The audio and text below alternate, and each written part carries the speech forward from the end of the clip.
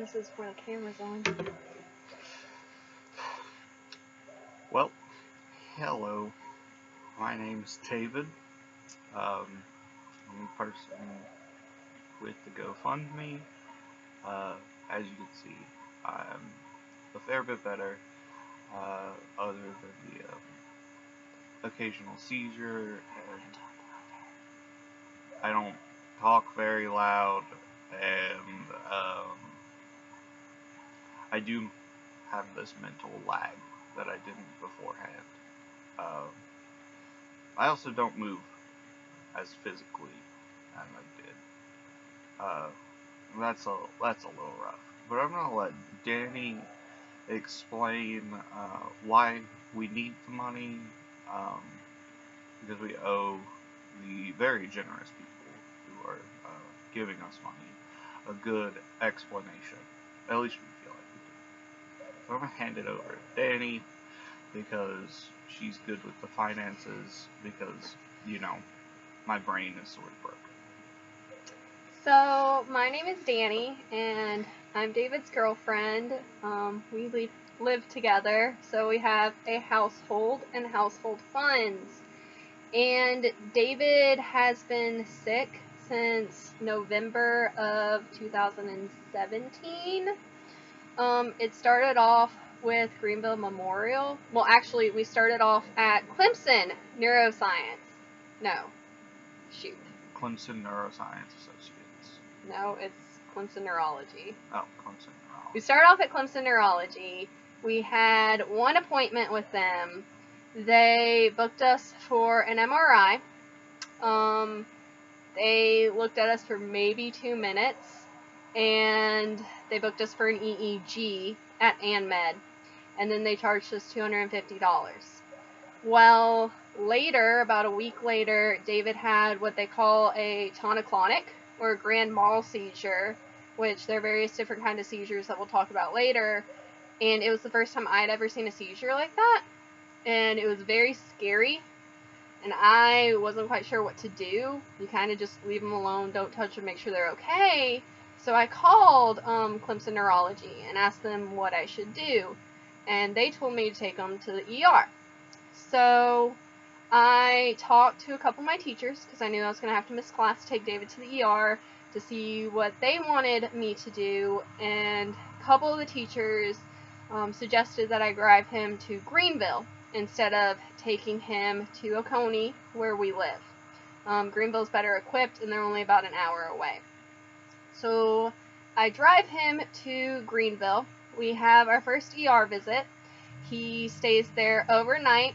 They run an MRI, they run an overnight EEG, they run several tests, and they can't find anything abnormal in the tests. What's important about this is she's the one who remembers. I don't remember any of it. Yeah, David was not in good shape, didn't really know what was going on, wasn't really talking a whole lot, was struggling to form basic thoughts. There were several times when he was like, I don't know where we are. He didn't know what his name was. And after this, they couldn't find anything. The MRI came back negative. The CAT scan came back negative. The EEG came back negative. So they canceled our MRI that Clemson Neurology signed up. And they told us to keep the EEG, because it was a 48-hour take-home EEG through ANMed. So we do this EEG, and we think things are going great. They hook it up. He's all attached to the wires. I can post some pictures of that.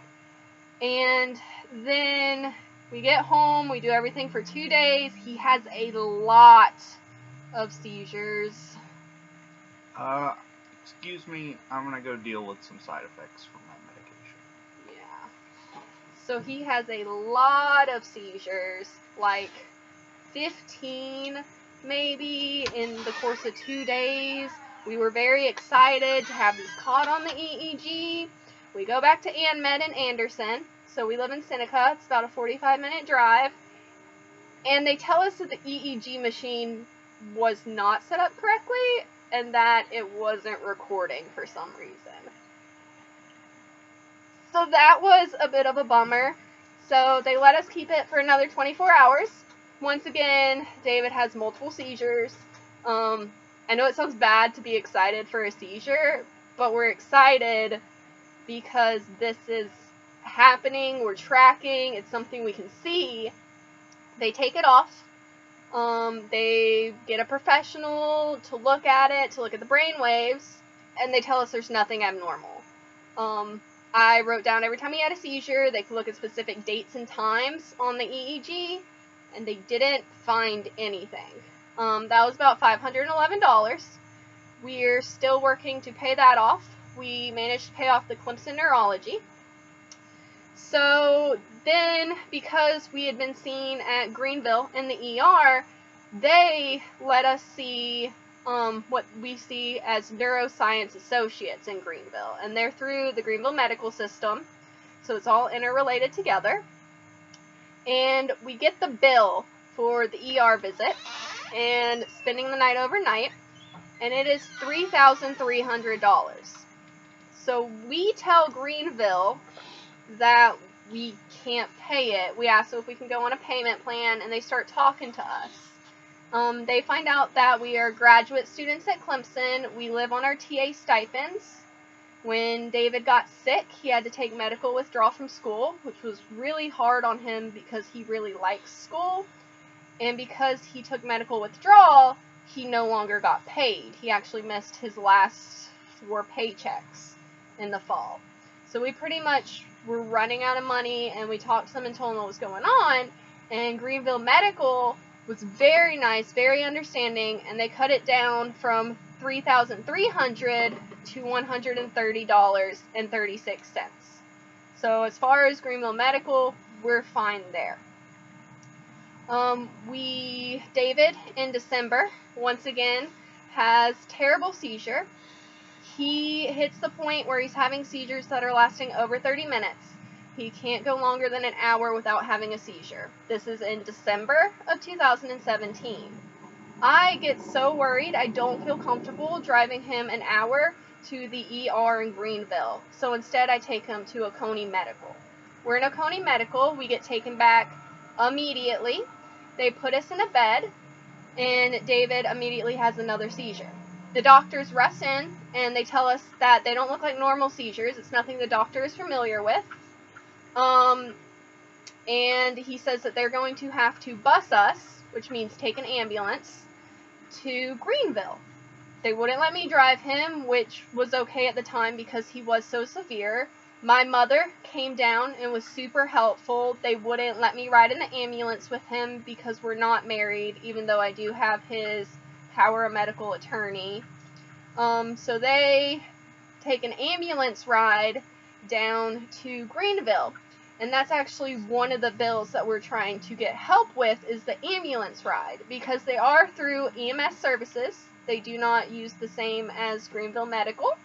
And so we owe $1,195 after insurance for that ambulance ride. That I don't remember. You remember any of that? No. No. I meet up with the ambulance. They let me back. Greenville Medical lets me back. I'm already in their system from when we were in there before. It's okay for me to visit David. I already filled out that paperwork.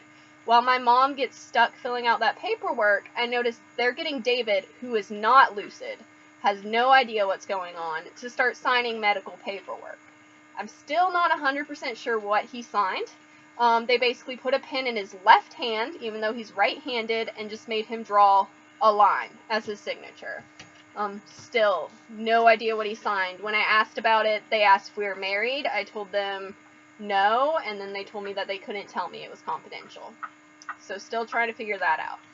We are in the hospital during finals week for a week, and they managed to figure out a cocktails of medication that seems to be doing something.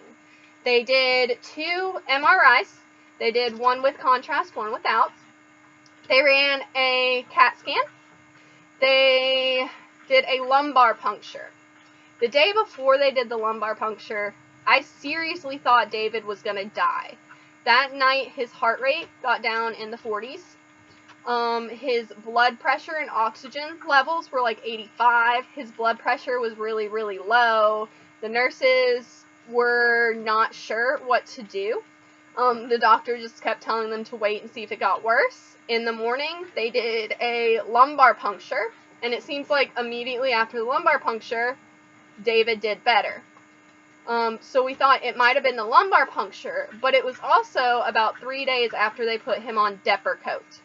And so it was theorized that the Depakote might be what made the seizures better. Do you remember any of this, David? Nope. Nope. What do you remember about the hospital visit? I remember feeling like I was, this is gonna sound silly, but I remember feeling like I was on an alien spaceship, just because I didn't know what was going on, and there were a lot of people poking and prodding at me. I felt panicked a lot of the time. I didn't know what was happening, even though, I guess I had consented to all of it. It felt like, I was getting needles shoved in me without consent, and I would have seizures, and that just made it worse. One part that I thought was really cute is David got really, really confused, and one of the nurses said something about me being his girlfriend, and he was dead set convinced we were married. He's like, she is my wife, I need my wife here, I don't know what's going on, where's my wife? And I was like, I don't remember that. David, we're not married yet, it's okay, calm down. So I pretty much stayed in the hospital with him the whole time, because it was through Greenville. Fantastic, they have the financial program, they helped us with all of that. They told us that if any medical issues come up for the rest of the year, he is actually covered through the financial aid that we applied for way back beforehand. So that's all good. We take David home. He seems to be doing better. Everything seems to be okay. Everything's good for the most part. He's struggling thinking. He's struggling through some basic things. But things settle down, and he seems to be okay. Fast forward to about March. Do you remember what happened in March? I remember the story that people have told me. Yeah, so March 2018, David started doing really poorly again. He would not know what was going on. He would have blackout periods where he wouldn't remember anything that happened. A notable blackout period is when I went to my computational math class. And I do not remember going through the class. I remember, I guess, waking up, becoming conscious again, sitting by the reflection pool at Clemson University. So I have no idea what happened during the class, and I have no idea for what happened for about an hour and 30 minutes after the class. So who knows what I was doing. 2 hours and 30 minutes of basically lost time. I'm also a graduate student at Clemson, so there came a period where David was too sick, too confused to go to classes. So I just got to the point where I had to leave him at home. We had just moved down to Clemson to go to school here. I have to deal with a cat. We have a cat. So we just moved down here for school. So we didn't really know anyone. It's our first year here. We don't have family down here. My parents live in North Carolina near Asheville, so it's about a 2.5 hour drive. And David's parents live in Johnson City, so it's about, 3.5 hour drive for them to get down here. So they tried to be very supportive, but there's just, with everyone's life, no one could stay home with David. We have been very blessed. Not every time, 9 out of 10 times when David is going to have what they call a grand mal seizure, which is the tonic-clonics, it goes by both names, he can feel it coming. What's that feel like? Static-like feeling in my head. I guess just try and imagine feeling like your head is like the TV channel turned into the channel that doesn't have anything, you know, the snowball channel, and then the rest of your body has fallen asleep, and then there's just this overwhelming feeling of just giving in. There's nothing quite like I've experienced that. It's not voluntary, but you just can't do anything. You just have to give into it. But because he does have that minute, 30 seconds of feeling before it comes, that allows him to get to a safe position where he can lay down or sit down so that he doesn't get the injuries from falling like a lot of people who have seizures do. More than once, Danny has saved my life in the kitchen. Yeah, we have tiled floors in our kitchen, and there have been multiple times when you can look over and you can just see it.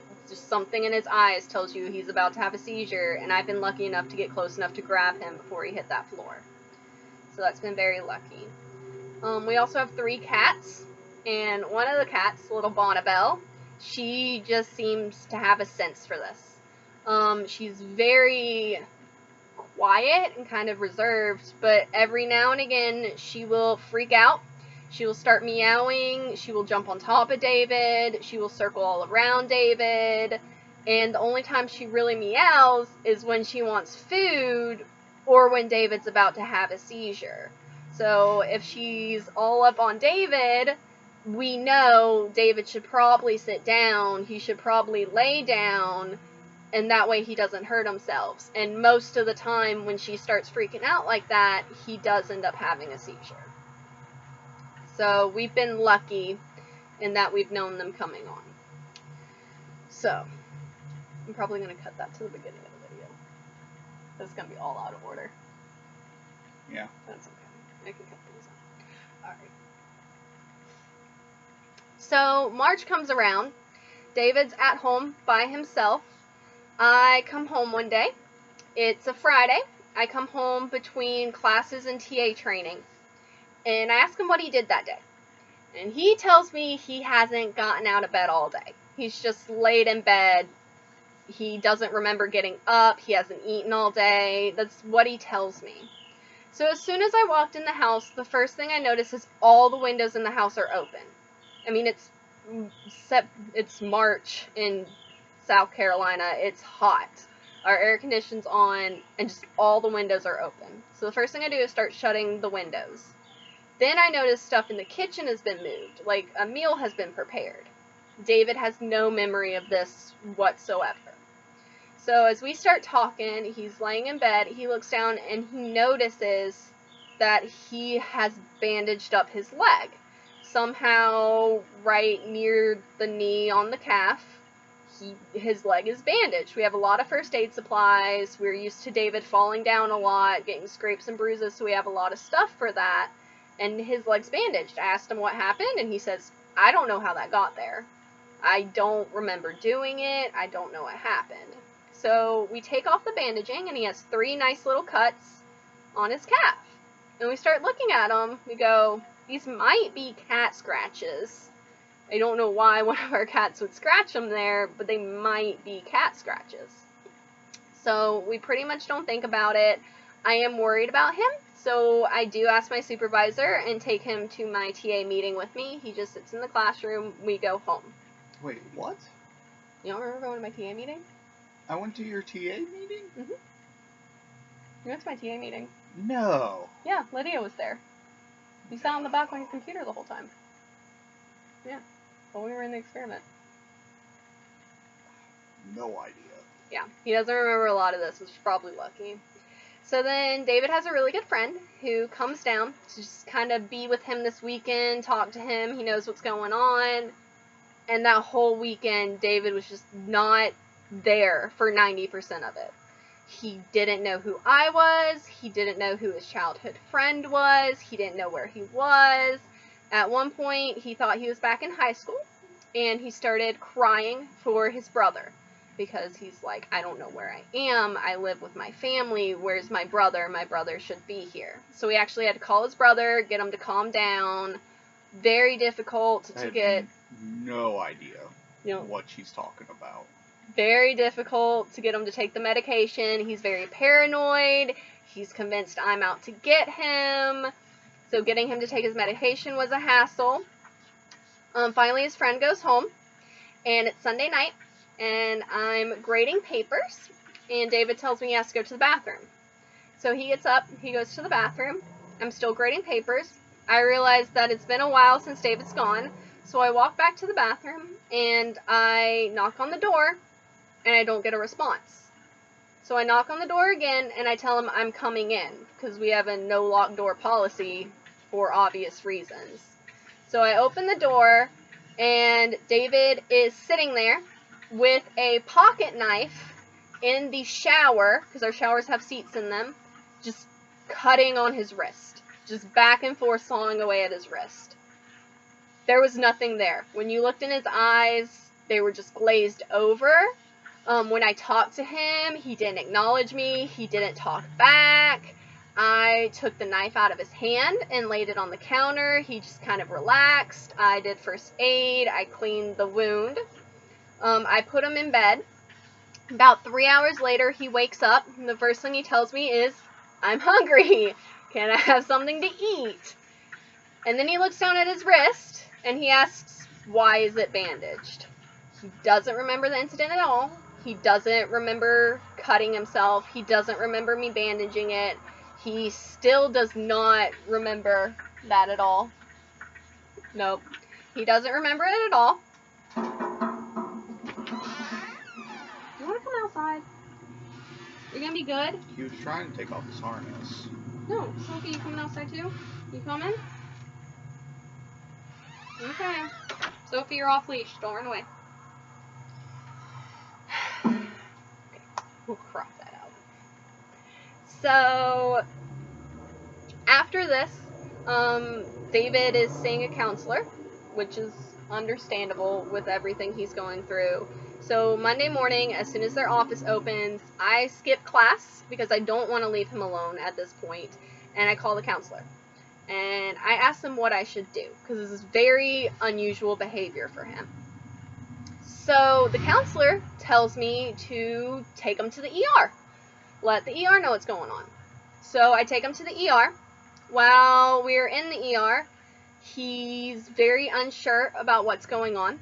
He is not aware of anything. We sign in. He's like, I don't know why I'm here. So I fill out the paperwork. I do all the talking. He just sits there, and they tell us to wait. So David has a seizure, and he remains unconscious after the seizure, which at this point I'm kind of used to. It's the common. And at this point, what the doctors have told me to do is to give him a clozapam. And what that does is it calms the brain down, and it gets him it helps him come to faster. So I walk up to the nurse at the registration desk, because we're at the ER, and I ask her, I tell her, my boyfriend's just had a seizure. Should I give him a clozapam like I normally do? She looks at me and she goes, which one's your boyfriend? I tell her he's the one back there, passed out, but he's still breathing, so I assumed it was okay. The ER immediately freaks out. They get him in a wheelchair, they get him in a room, and they get me to change him into scrubs. David starts coming to at this point. He doesn't know where he is, he doesn't know what's going on, he's freaking out, and it takes a lot of effort just to calm him down. So, because we told the nurses he cut himself, we get seen by a social worker, and they send him to the mental ward. From the mental ward, he gets confined involuntarily for 2 weeks to a mental hospital in the area, Springbrook. So he stays at Springbrook for 2 weeks while I finish up classes, and they work with the neurologist, I think. They work, and they put him on some different medications. And it seems like after 2 weeks of trying different various medications, having some terrible side effects, being constantly sick, They find something that seems to be working. You agree with that? Oh, yeah, I guess so. You guess so? How was Springbrook for you? Overall, it was a positive experience, I think. Yeah, I talked about it earlier. It shouldn't have happened, in hindsight, because cutting myself was actually a seizure. You'd be surprised at how many things are seizures. Though it's going to be weird to say, but I feel like everyone should stay in a mental hospital for a little bit. It gives you more of an appreciation for your mind, for things that you have, things that you take for granted. This whole process has given me that. Just trying to. So, because he was involuntarily committed, he actually had to see a judge to get out of the hospital. He was, what is it? What are you labeled as? According to the state of South Carolina, I am labeled as having generalized anxiety, major depressive disorder with psychotic tendencies, because the seizures make me hallucinate at times. It's just a side effect of my brain being deformed. So we get out of Springbrook, and after insurance, they tell us it's going to be $5,419.21. They also tell us that they do not offer financial aid unless you pay it off in full. Then you get 25% off your last payment, and we have to have it paid within 18 months. At this point, we start worrying about what to do because we still have this ambulance bill that we have to pay, and Springbrook has to be paid off in 18 months. And if you don't know, graduate assistants don't get paid much. No, I get paid barely enough to live on, and at this point I'm having to support David as well because he's losing paychecks because he had to take medical leave. So, I start talking to some people, and they tell us, have you tried GoFundMe? And I was like, I don't know. I heard it back in December when we first got out of the hospital. I wasn't sure about it. But after David and I sat down doing finances, we realized there's no way, even if we stop eating and do bare necessities, that we can afford to pay Springbrook off. So one night, I start looking into what GoFundMe actually is and how it works, and I find out it's just super easy to set one up, so I thought, why not? And so one night, while I'm laying in bed, I just set it up really fast, and I didn't expect it to take off as fast as it did. I've been surprised at the support we've received. I've been surprised at how many people that I know are just donating $5, $10, and it all super helps. And even if you don't have money to donate, prayers are greatly appreciated, or just spread it around because maybe a friend of a friend can donate a little bit. And I know times are hard, especially for us, but I think that this was just the right thing to do. It just felt right now. It definitely feels great, and it makes me feel like I have more hope in humanity, that all of you guys are out there being, I guess, more selfless, and really just helping me out, even though some of you probably don't even know me. But hey, if I ever meet you, you're like, I donated to your GoFundMe, we can have a drink. You're not supposed to be drinking. Yeah, I'm not supposed to be drinking. We Yeah. can have a high five, and I'll buy you some fries. There you go. There you go. But, I don't know. This cat is killing me. He's so cute, though. So our cats are allowed to go outside, but we have coyotes. So they're only allowed to go outside if they wear their harnesses and if they wear a leash. And all our cats know where to stay and know where to go, except for Charlie. Charlie loves to run off. So that has nothing to do with nothing to do with the GoFundMe at all. Just part of my life. Yep, just get to know us better. I mean, humanizes me some more. Love me, I have a cat. Well, if anything, virtual high five. You're the best. Seriously. I'm gonna cut just that part out and start putting it on our thank yous. Okay. So, PET scan. David has a PET scan done. This is the first test to actually show anything abnormal, which most people think something abnormal is not a good thing.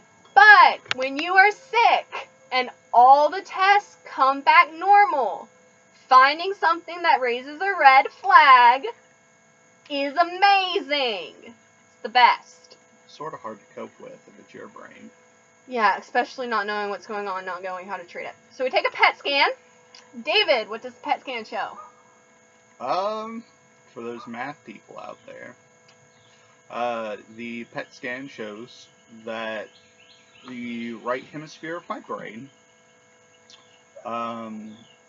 is at most 1.86 standard deviations below the mean of activity in the right brain. I think it's the right motor cortex is the highest functioning part of my right brain, and then the lowest it gets is 2.3 standard deviations below the mean, and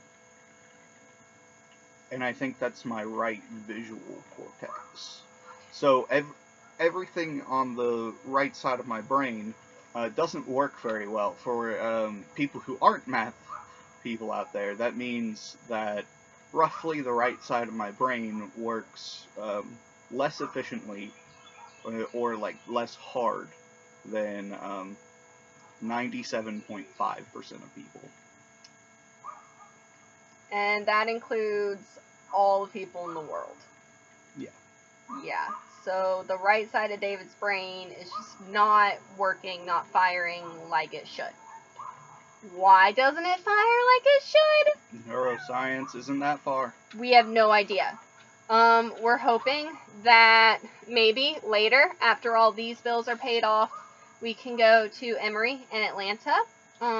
They just have a little more resources than here at Greenville, and I'm hoping that maybe they can figure out something or a more permanent solution than the cocktail of medications that David is currently on.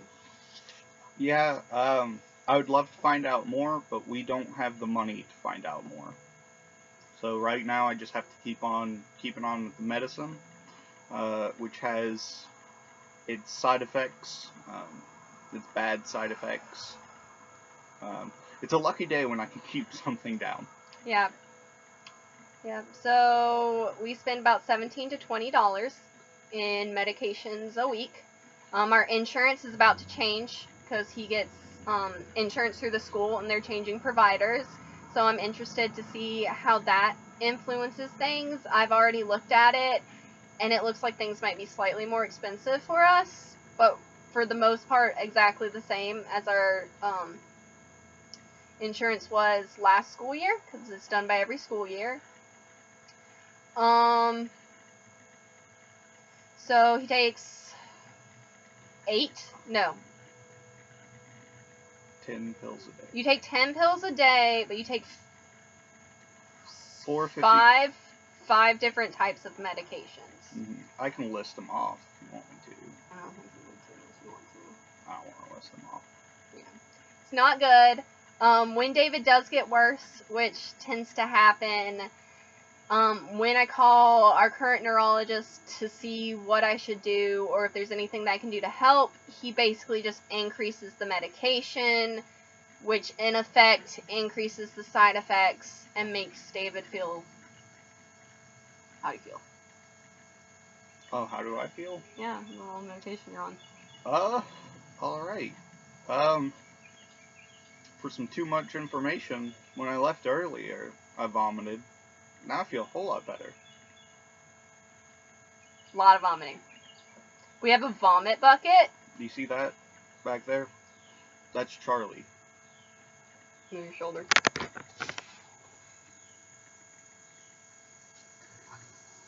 See him slinking around down there? I love him. Yeah, I do love our cats. He's a sweet baby boy. People want, we can make another video about our cat. Well, let's wrap it up because it's 35 minutes long. Oh, dude, I was going to cut this into 3 different videos. Oh, yeah? Yeah. Okay, I was going to use my video magic there. Let's wrap it up. Oh, sorry, so... You just kicked our other cat! You're so mean. So, it's way over here. Ben told me to rinse my mouth 30 minutes after I vomit. Why? So I don't have any teeth problems. Don't you rinse your mouth right after you vomit? He said 30 minutes. So... Can you do both? Yeah, I guess. Okay. I'll try. Do you have anything else you want to tell people? We thanked them. We told them the story of what happened. We talked about where the money's going to. In short. That's like in conclusion? In conclusion. No, I was going to put this at the beginning of the video so people who didn't want to watch all our videos would just watch this part.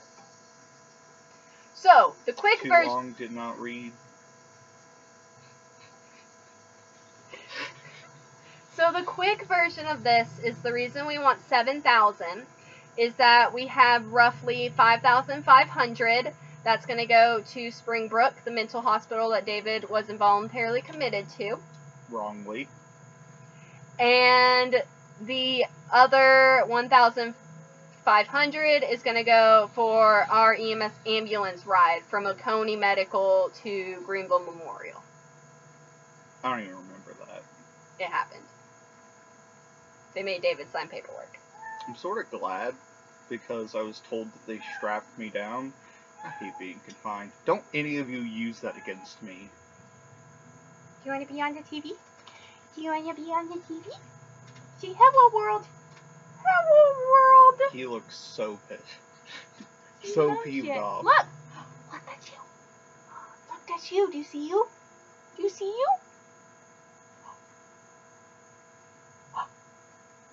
No, you want down? You're not interested? You're not interested in the computer? Let's take videos of us petting Charlie.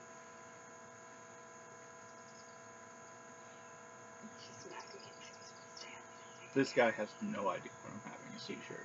Yeah. He will sit on top of David when David's having a seizure. And I have to be like, no, Charlie, Daddy doesn't want to play right now. He's a silly cat, but I love him. Pick him up. For those of you who don't know, one of the things that I just want to let people know is that there are multiple different types of seizures. So the most common seizure is probably absent seizure, from what I've heard. Kids have it a lot. And it's basically when you think they're zoning out. Juvenile myoclonic seizures as well. That's usually when you're a juvenile. And it's just a shake in a part of the body. So they thought I was having myoclonic seizures, and it's just that, like when your shoulder jerks. So if that happens to you, you might be having seizures. Happens to your kid, might be having seizures. Most children do outgrow it. That's true. It's true. There's the big tonic-clonic one, or the grand mal. That's what everyone thinks about when they think seizure. Yes. Don't put a credit card in people's mouths. That's not a thing. Don't touch them. Basically, what you want to do Roll is... them on their side. Yeah. And then leave them be. make sure that people don't impact them. If you put weight on them, there's a chance they will break their bones because of the shuddering. Definitely don't mess with someone who's having a tonic-clonic seizure. Unless you can just turn them over. What I do for David is I take off his glasses just to make sure he doesn't break them, and I simply put a pillow under his head if he's on a hard surface. And there are moments where he will be laying down, he will convulse straight up to sitting, and just throw his head back. And that's why I think the pillow's really important there. So, but you don't want to try to stop him. You want to let it run its course. One of the things you want to do is you can talk to them. You can let them know what's going on. You can just see if they remember any of it when they get out of the seizure. So just be like, hey, do you remember anything I said? When someone comes out of a seizure, do not expect them to be okay right away. They're very groggy. Having a seizure is like running a marathon. It takes a lot out of your body, mentally, physically. Once again, just talk to them. Just make sure that they're fine. See if they need anything. Don't try to give them any water. Maybe ice chips, like you give a pregnant lady, are good, but you don't want them drinking a lot. Just let them very slowly come up. Don't try to rush them at all. Any comments you would have for anyone who's dealing with someone who's having seizures? That's a rough one. I can really only think of people who are having seizures. But I guess just be supportive. Recognize what they're going through. It's not just you're having seizures, which is already scary enough. Like, you lose control over your body for a little while. You might not remember things. These are things that I personally thought I would never have to deal with, and that I was always afraid of. So Sophie's running away. You have to keep that. See? Cats. Cats are the problem. Sophie does know better. She didn't hurt her. Sophie's just a whiny cat. She at me! Sophie and Charlie. I've never seen her carry so many cats. So, what would I tell people? Be supportive. Realize that the people who are going through this don't really know what's going on. And when you're going through this, if they're not finding any answers, it's not like your arm is sprained. It's not like anything like that. It's your brain. Your brain is the thing that's sick. Your brain is causing everything wrong with your body. And that's deep and personal, and also affects every part of your body. I've had seizures where Danny is afraid that my lung will collapse because she can feel my lung shaking and convulsing